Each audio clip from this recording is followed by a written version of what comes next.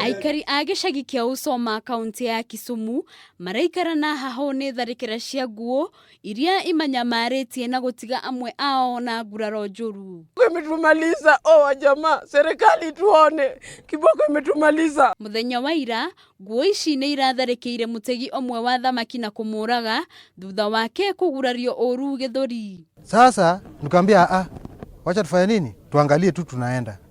Saa kidogo nikapita ufuoni wa ziwa kando kabisa. Nikaona kitu kama mti kando ya ziwa kwenye maji.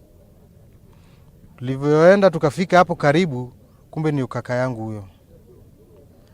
Tukampata hapo ameuawa na kiboko. Mguu wake mmoja hakuna.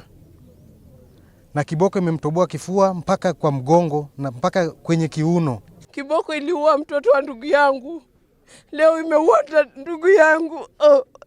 Kiboko imetumaliza wa jamaa, serikali tuone. Kiboko imetumaliza, imemaliza familia yangu yote.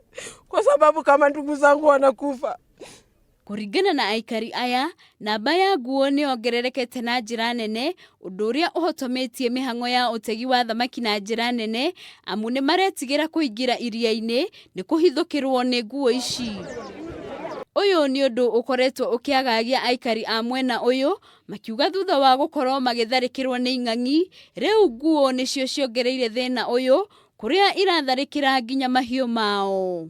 Mwanzo mamba. Ya pili kiboko, huyo mjukuu. Huyu sasa ni kiboko. Jana kuamkia jana nilikuwa huko chini barini. Ng'ombe kiboko inakimiza ng'ombe mpaka nje. Rĩu nĩ maikĩtie ihoya kũrĩ thirikari gũtangĩkĩra nguo ici na ihenya o ta ũrĩa kwahoteka, makiuga mũtũrĩre wao ũrĩ hatĩka-inĩ.